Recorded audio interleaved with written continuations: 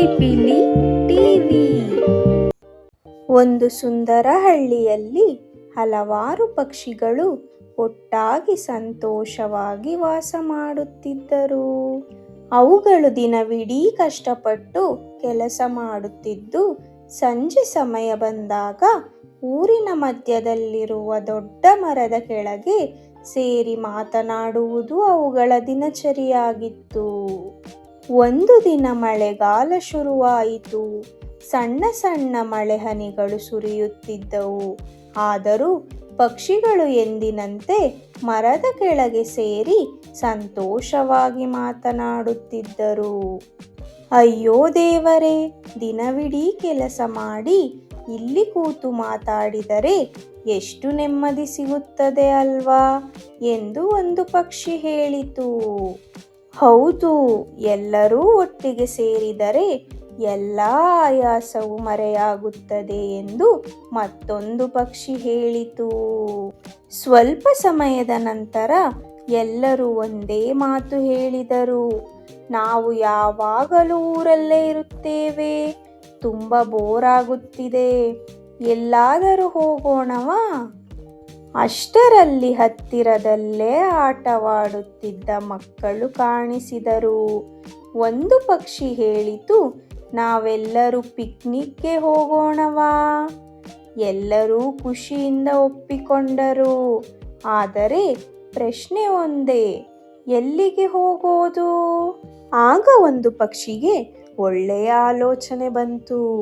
ಈ ಮಳೆಗಾಲದಲ್ಲಿ ಜಲಪಾತ ತುಂಬಾ ಸುಂದರವಾಗಿರುತ್ತದೆ, ಜಲಪಾತಕ್ಕೆ ಹೋಗೋಣ. ಆ ಯೋಚನೆ ಎಲ್ಲರಿಗೂ ತುಂಬ ಇಷ್ಟವಾಯಿತು. ಮಹಿಯಾಡಿ ಹತ್ತಿರ ಇರುವ ಸುಂದರ ಜಲಪಾತಕ್ಕೆ ಹೋಗೋಣ ಎಂದು ನಿರ್ಧರಿಸಿದರು. ಮಕ್ಕಳಿಗೆ ಈ ವಿಷಯ ಹೇಳಿದಾಗ ಅವರು ಸಂತೋಷದಿಂದ ಕುಣಿದು ಕುಪ್ಪಳಿಸಿದರು. ಆ ಖುಷಿಯಲ್ಲಿ ಯಾರಿಗೂ ರಾತ್ರಿ ಸರಿಯಾಗಿ ನಿದ್ರೆ ಬಂದಿಲ್ಲ. ಮರುದಿನ ಬೆಳಿಗ್ಗೆ ಎಲ್ಲರೂ ಬೇಗ ಎದ್ದು ಅಡುಗೆ ಸಾಮಾನುಗಳನ್ನು ತೆಗೆದುಕೊಂಡು ಪ್ರಯಾಣ ಆರಂಭಿಸಿದರು.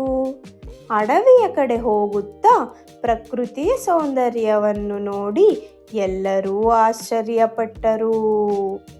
ಈ ಜಾಗ ಎಷ್ಟು ಶಾಂತವಾಗಿದೆ ಎಂದು ಒಂದು ಪಕ್ಷಿ ಹೇಳಿತು. ಕೊನೆಗೆ ಅವರು ಜಲಪಾತದ ಬಳಿ ತಲುಪಿದರು. ಅದು ತುಂಬಾ ದೊಡ್ಡ ಮತ್ತು ಸುಂದರ ಜಲಪಾತವಾಗಿತ್ತು. ಅರರೆ, ಇಷ್ಟು ದೊಡ್ಡ ಜಲಪಾತ ನಾನು ನೋಡೇ ಇರಲಿಲ್ಲ ಎಂದು ಮಕ್ಕಳು ಸಂತೋಷದಿಂದ ಕೂಗಿದರು. ಎಲ್ಲರೂ ಸುತ್ತಾಡುತ್ತಾ ಪ್ರಕೃತಿಯನ್ನು ಆಸ್ವಾದಿಸಿದರು.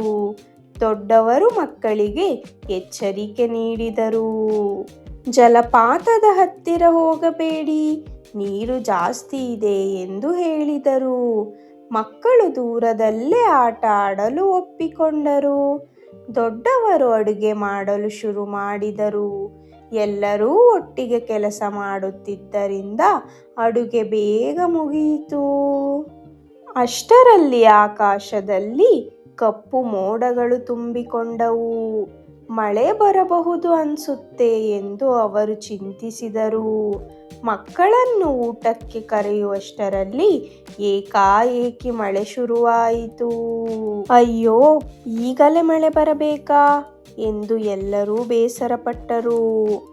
ಮಳೆ ಜೋರಾಗುತ್ತಿದ್ದುದರಿಂದ ಮಳೆ ಬೀಳದ ಜಾಗ ಹುಡುಕಲು ಅವರು ಹೊರಟರು.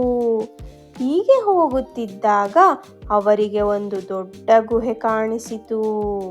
ಎಲ್ಲರೂ ಗುಹೆಯೊಳಗೆ ಹೋಗಿ ಕೂತುಕೊಂಡರು.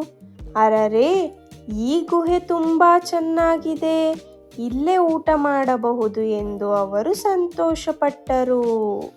ಹೊರಗೆ ಮಳೆ ಜೋರಾಗಿ ಸುರಿಯುತ್ತಿತ್ತು. ಆದರೆ ಗುಹೆಯೊಳಗೆ ಎಲ್ಲರೂ ಶಾಂತವಾಗಿ ಕೂತು ಮಾತಾಡುತ್ತಾ ಊಟ ಮಾಡಿದರು.